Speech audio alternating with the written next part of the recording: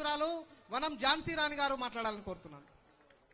సభాధ్యక్షులు, వేదిక పైన పెద్దలు, గౌరవనీయులు కొండా లక్ష్మణ్ బాపూజీ గారికి, ఈరోజు వివిధ జిల్లాల నుండి ఇక్కడికి విచ్చేసిన పద్మశాలి సోదరులకి, పత్రికా మిత్రులకి అందరు కూడా పేరు పేరున తెలంగాణ ఉద్యమ అభివందనాలు తెలియజేస్తూ, సోదరులారా చాలా కాలాతీతమైంది. ఇంకా పెద్దలు మన యొక్క ముఖ్య అతిథులు చాలా మంది ఉద్యమకారులు మాట్లాడాల్సింది. 1-2 అంశాలు మీ ముందు ప్రస్తావించి నా యొక్క ఉపన్యాసాన్ని ముగిస్తాను. ఇవాళ తెలంగాణలో మరి తెలంగాణ ఉద్యమ కాంక్ష ఎంత తీవ్రంగా ఉన్న సంగతి మరి మిమ్మల్ని చూస్తే తెలుస్తా ఉంది.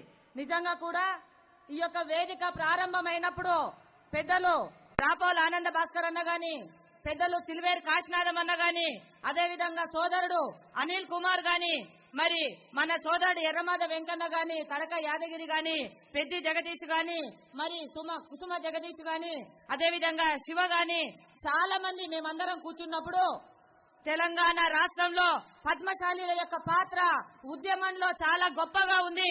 ఈ యొక్క ఉద్యమాన్ని ఇంకా బలోపేతం చేసి ఈ ఉద్యమకారులన్నీ అందరినీ కూడా ఒక వేదిక మీదకి తీసుకురావాలి అని అనుకున్నప్పుడు నిజంగా ఇంత పెద్ద బహిరంగ సభ చేస్తామా లేదా అని చిన్న మీమాంస ఉండింది.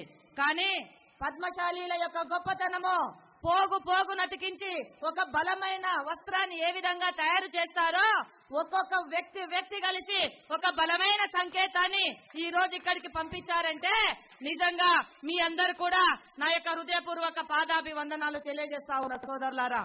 ఆనాడు బాపూజీ దగ్గర నుంచి మొదలు పెడితే ఈనాటి సిరిపురం యాదయ్య వరకు కూడా అనేక మంది చేనేత కార్మికులు ఉద్యమంలో తమ యొక్క త్యాగాలను, తమ యొక్క జీవితాలను త్యాగం చేసిన సంగతి మనకు గుర్తే ఉంది సోదరులారా. చేనేత బతుకులంటేనే ఈ రోజు సర్కారుకి ఏ మాత్రం పట్టనట్టుగా ఉంది.